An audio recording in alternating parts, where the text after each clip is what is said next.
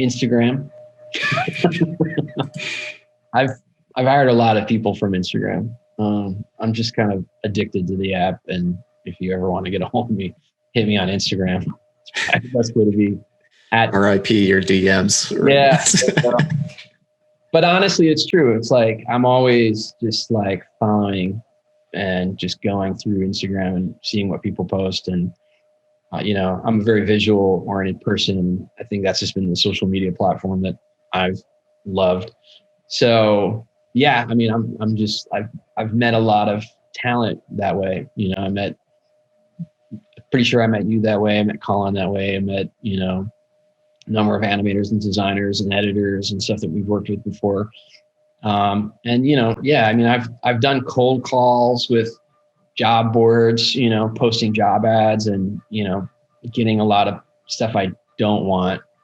There's like a board motionographer, for instance, where a lot of the motion design community for corporate work is. And, people will send me resumes and reels that are like, I have, Emmy nominated, show graphics, and I've worked on all these huge corporate campaigns.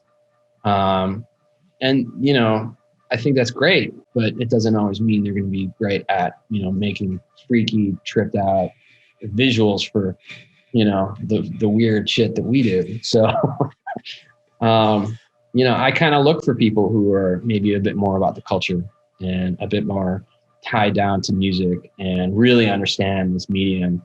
That's like a big part of it for me, more than the guys who have had just like a ton of industry experience. I love finding people who are just super passionate about, visuals and super passionate about music and how those things relate to one another.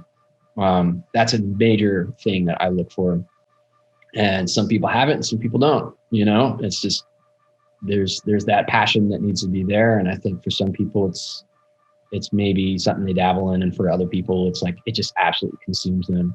And I love that passion, even if people are like entry level kind of getting going, it's, I always kind of feel like there's a place where we can kind of start and I can help get you there, So yeah, I mean, that's just kind of like where I've been looking for stuff. What types of skills? I mean, I love looking at everything, I look for people who are great with 2D traditional animation. We're just really good at drawing like cell animated style stuff. I love people who are great After Effects artists and just really good with motion design and, taking design elements and chopping them up and animating them and making them cool. Definitely have a huge stable of 3D artists. 3D is a major part of what we do. Everything from, Cinema 4D with Octane to, Houdini, Maya, ZBrush. There's a lot of applications that, people just kind of just focus on and really push the limits to. And then real-time rendering has been a big part of what we've been doing lately.